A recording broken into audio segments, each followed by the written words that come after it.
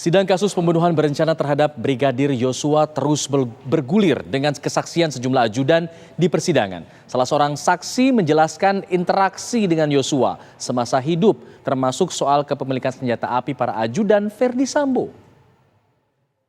Pintar-pintar mensiasatinya, saya bilang gitu.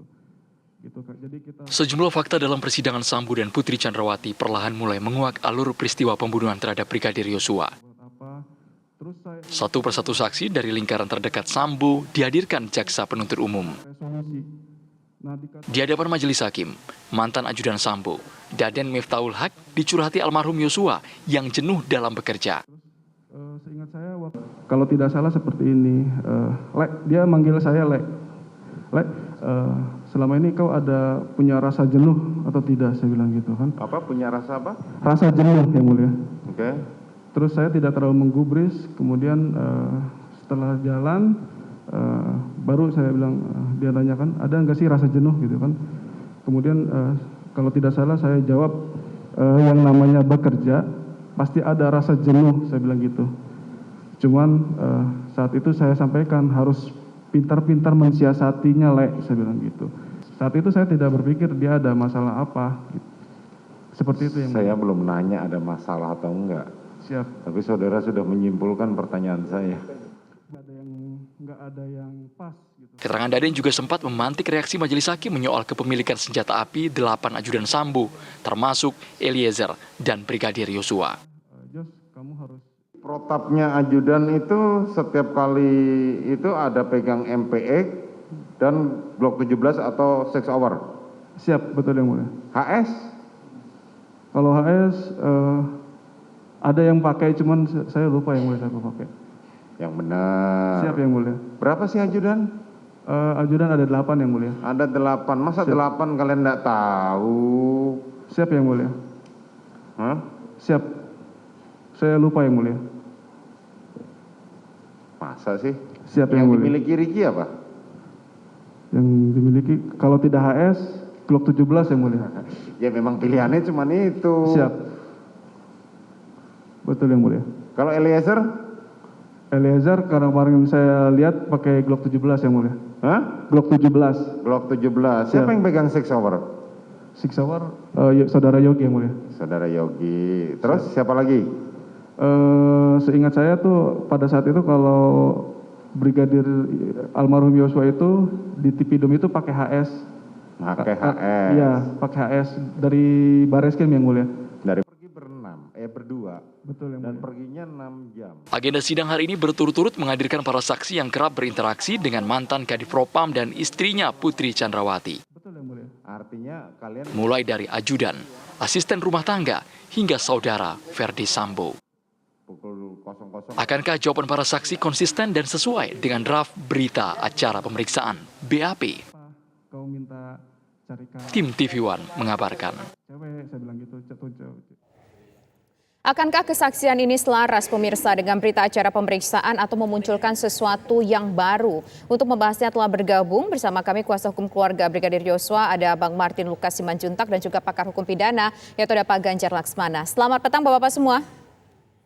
Selamat petang. Ya, saya ingin menuju ke kuasa hukum dari korban terlebih dahulu, keluarga korban terlebih dahulu. Apa mungkin fakta-fakta yang bisa kita cermati dari persidangan ini? Apakah ada sesuai dengan BAP atau mungkin ada yang sedikit bergeser dari BAP yang disampaikan kepada pihak berwajib? Bang Martin? Halo, Bang Martin? Dulu ya. Ya, silakan Bang Martin. Halo. Ya, Bang Martin, kalau menilai soal persidangan hari ini keterangan dari sejumlah saksi, ada 6 saksi tidak salah, apa yang bisa kita cermati?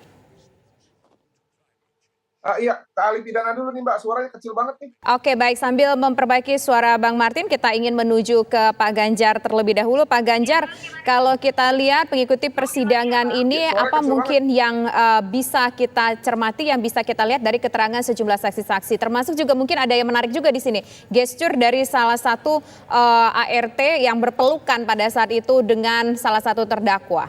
Pak Ganjar, apakah ini bisa jadi cermatan lah bagi majelis hakim? Halo, Pak Ganjar? Baik ya.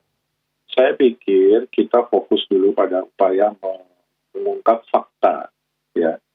fakta peristiwa yang terjadi saat itu hingga terjadinya pembunuhan berencana kalau kita merujuk pada dakwaan jaksa ya.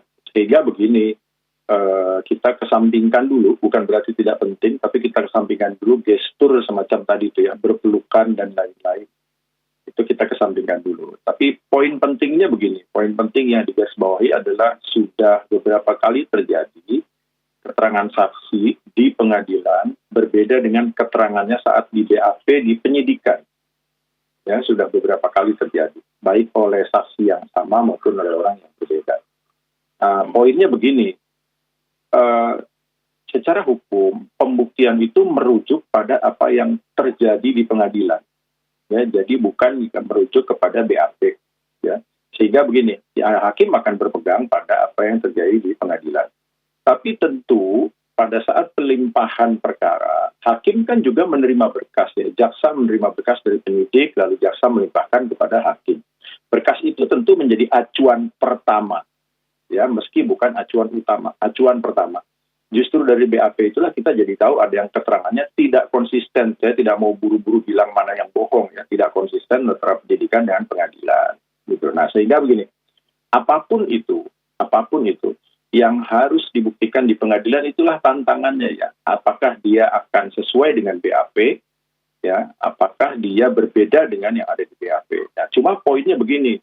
Pada saat pertama kali saya memberi komentar ya di TV One ini juga kalau saya tidak salah, saya sudah bilang ini penyidik harus berhati-hati bila seandainya keterangan terutama para saksi ya di BAP saat penyidikan nanti akan berbeda dengan di pengadilan. Ya, kita tidak tahu mana yang akan betul-betul, mana yang akan bohong.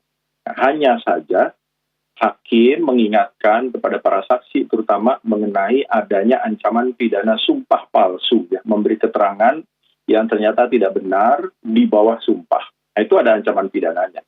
Ya, sehingga itulah yang akan membuat siapapun, terutama saksi dalam hal ini dalam memberikan keterangan, akan kembali pada BAP-nya dengan catatan mudah-mudahan apa yang disampaikan di BAP benar, atau dia akan menyatakan bahwa keterangan yang di pengadilan lah yang benar, yang di BAP tidak benar.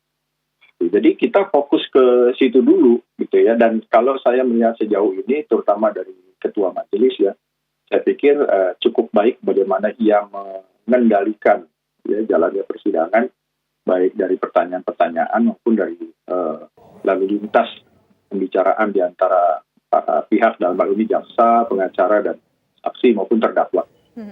Jadi kira-kira. artinya kalau bisa kita sampaikan apa yang disampaikan oleh saksi itu yang lebih kuat adalah ketika persidangan begitu. Tapi kalau tidak konsisten dengan BAP itu saksi apakah terancam dengan pidana dan apakah saksi-saksi ini kalau tidak sesuai bisa terancam juga dengan pidana yang memberikan keterangan dalam sepanjang persidangan ini? Tapi nanti dijawab ya usai jeda berikut. Kami kembali sesaat lagi.